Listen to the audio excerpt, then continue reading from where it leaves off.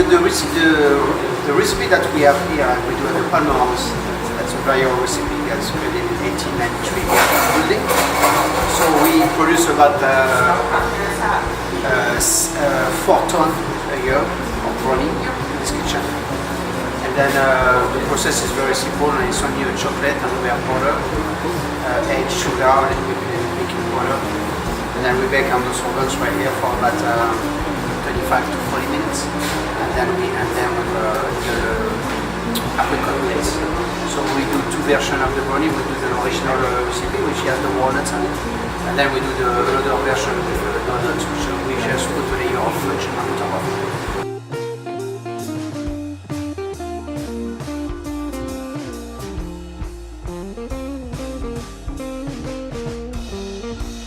Well, let's first talk about the history. Yeah.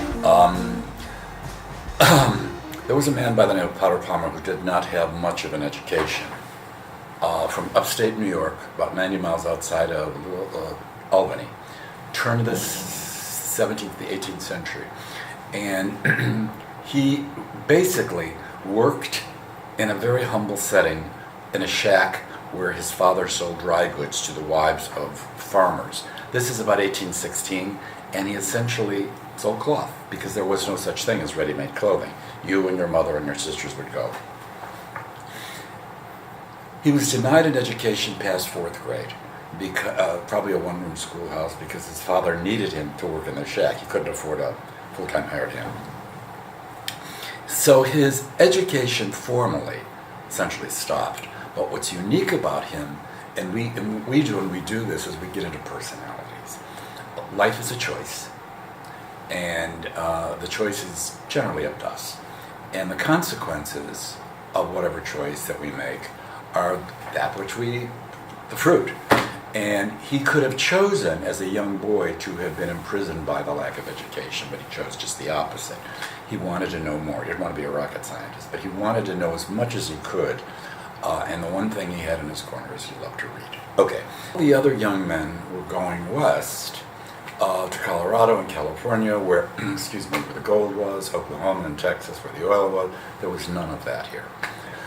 So what he does is he borrows a little money from his father and makes a very difficult voyage to come here first by train, and not here directly because there was no such thing as tracks coming at the time. They ended at the tip of Ohio, then in a covered wagon, pulled by oxen, with some cloth to sell, and ultimately ends coming here, where we are, the stagecoach, with the cloth. Okay, none of that is profound, but it is important in the telling of this young man coming here. Before we, I walk everybody around and I do all of this architecture and incredible Tiffany stuff and the Louis Pierre Regal art. He gets here and he sets up a crude shack selling cloth to the wives of the Friendly Indians and some American squatters. Nothing spectacular. I'm going to fast forward to a man by the name of Honoré from Louisville, Kentucky, who was in a steamship business on the Mississippi, which went bankrupt.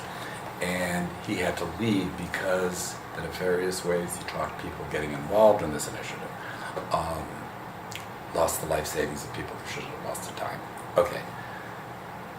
He has a wife, he has 2 little girls and 4 boys. He has 8 mouths to feed, and initially comes up here with them, goes into some kind of grocery business. Here's where it gets interesting. Henry Nathaniel Honoré's wife goes into Potter's dry goods shack to buy cloth and brings the 2 little girls. One was Ida, who was 10, and another was Bertha Matilda Honoré, who was 12, not yet 13. And Potter is showing Mrs. Honoré the choices of cloth, and he looks across the counter at the older of the 2 children and says to himself, of a child, one day I'm going to marry her. Now, he doesn't say it to the child's mother, and he certainly doesn't say it to the child, but as the story goes, the first time he saw her, he made up his mind to meet her, to marry her one day. Now, At the time she was 12, he was 29 years older. So you do the math. Okay. The bottom line is he waits until she is 21. But the first time he saw her, which is documented by the family, I want to marry you. Okay.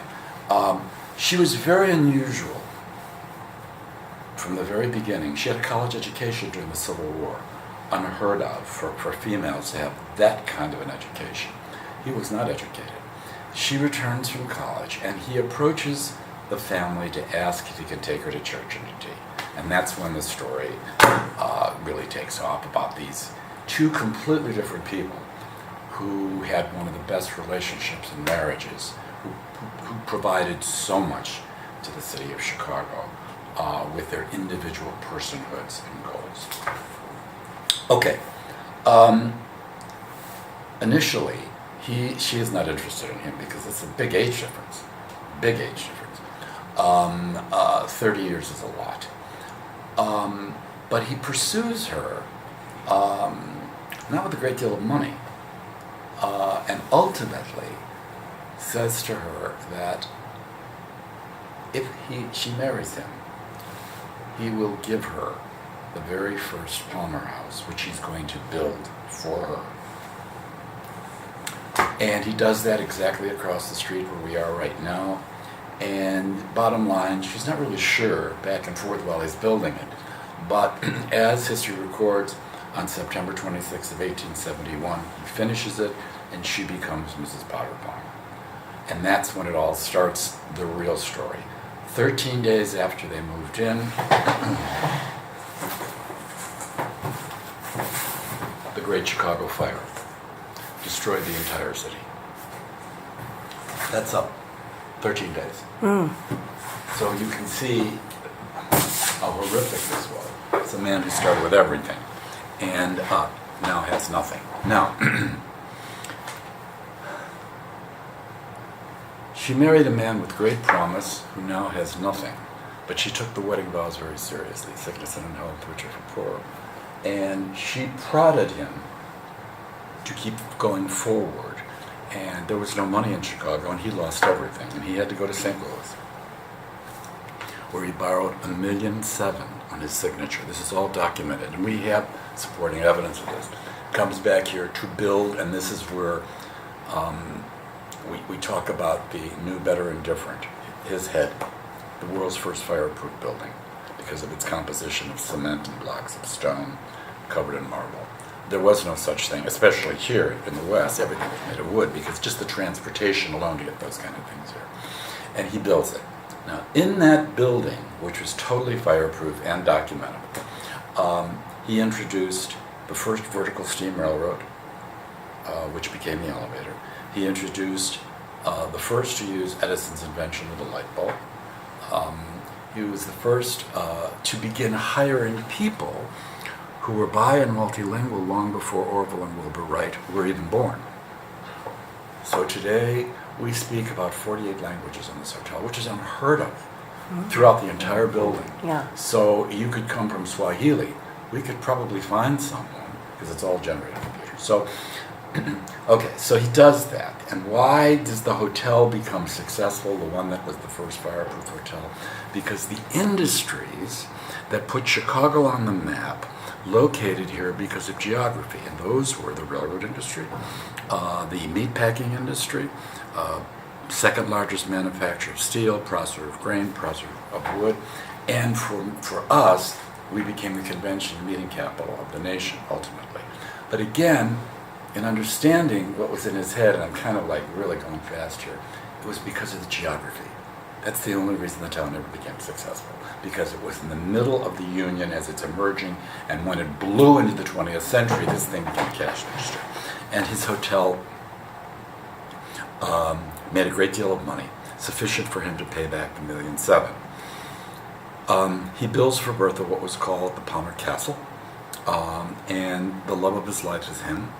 All of her clothes were made by Frederick Worth of Paris. Right. First couturier, made all the clothes for Queen Victoria, and all the clothes for Bertha.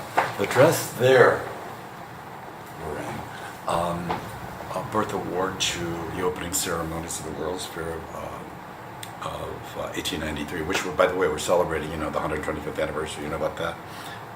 No, I did not know that. Yeah, that's a big deal for us.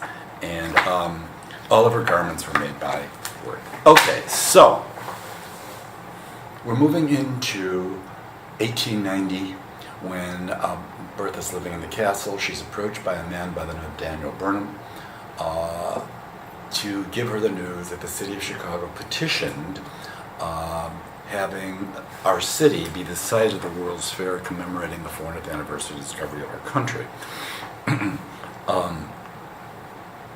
And they go to see her for the first time, and they tell her, we petitioned the federal government. She's a little confused why they're coming to see her. And basically Burnham says that we just got word we got it, and our city will be the site of the World's Fair of 1892. That was the original date, because it'd be 400th anniversary of the discovery of the country. They couldn't finish it in 2 years, so it became 1893. So she said, I still don't understand why you're here to see me. Well, Mrs. Palmer, the board has asked if you would consider being the president of the Board of Lady Managers of the World's Fair of 1893. And she was thrilled with the invitation, but questioned the purpose of the building. And essentially, Burnham said, well, it'll be a building for women who mothers who need to nurse their babies, and games and poetry readings and snacks and crafts and daycare stuff. Bertha, who was way ahead of her time in terms of wanting the potential of her sisters, she liked the idea, but she didn't want it relegated to just a daycare center. So, of course, of the tenure of the World's Fair, Bertha would sit with Mrs. O'Shaughnessy and Mrs. Leibowitz and Mrs. Gomez and women immigrant women. She never stood over them. The common denominator was their gender. And discussed things like, does it ever cross your mind that we as women should have some say-so in how the cities run, or the counties run, the countries run? And they didn't understand what she meant, so they asked her, what do you mean? Well, I think we should vote like our husbands do and our fathers do. It was Bertha Honoré Palmer who put her money and her muscle behind the 19th Amendment, giving women the right to vote. This woman, who cared deeply about women's rights, introduced a women's garment workers union. One of the things that I like to do is supporting evidence. And of course, I'm digesting a lot of this, but one of the things that's really key. This is her scrapbook from 1907. She'd heard about women, immigrant women who were making 9 cents an hour. Mm-hmm. And she could not believe it. This is the famous castle. And when she said to one of her staff, 9 cents an hour, this is 1907, this is crazy. She said, take me to where they make 9 cents an hour. And they took her to the sweatshops, where women worked sewing machine to sewing machine in the worst conditions. They had no education. Many of them had 10 and 11 kids. Now stop and think, if a woman has 10 and 11 kids, and she's working, who's taking care of them? Mm. An au pair? I don't think so. Probably an 8-year-old kid. So it made her crazy. And one of the things that was really a big deal in Chicago was to go to the castle and see all the artwork. And she decided to throw a tea in the castle for the owners of these sweatshops and their wives to see the art. Well, when the wives saw the invitation, why are we going? Because to go to the Palmer Castle was Marshall Field, Montgomery Ward, whatever, those people. So she invited 25 of them, and when they all arrived, she was in the middle, made a small speech about thanking them for covering, and then in the middle, and she welcomes them, but the pocket doors to this were closed. And there were maybe 50 people, and she said, we really love to meet new friends, but one of the things we like to do with our new friends is introduce them to our old friends. She opens the pocket door, and she gathered about 20 of these immigrant women who had never been in a place like this, sent handsome cabs for them, and literally has, oh, this is Mrs. O'Shaughnessy. She works for you. She's one of my dearest friends. This is Mrs. Gomez, and so forth. Where am I going with all of this? And again, this is not a favor to you, but this is really important.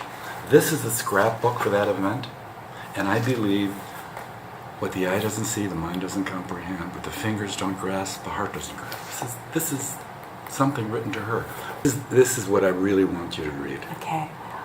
Nor do I believe there is another woman in the United States who could have brought about what you did or carried it off so well. Okay, this is from the Chicago Tribune from 1907. Wow. Okay, so what this was the introduction to the first Women's Garment Workers Union. Mm-hmm. Now, okay, so in the building, she encouraged women to get involved in business. She introduced a form of painting. She introduced a Women's Garment Workers Union. She worked with a woman by the name of Jane Addams, developing a building for transitional housing for women who were down on the luck. She introduced a concept called the control of birth, for which she got her hand slapped by Colonel McCormick of the Tribune, because she was surrounded by many women who had all these kids, and many husbands just split. So she did all these great things, and I apologize for this taking so long. However, in the women's building of the World's Fair, she was doing box lunches for the people that came to visit. But she was unique in that she owned a hotel. So she went to the chef and said, I want you to make something to put in the box lunch. I don't want to do a piece of cake. I don't want to do a piece of pie. I don't want to do an apple. I want you to do something like a cookie, denser than a cookie, but it has to be chocolate. And with her direction, the chef created the American Brownie.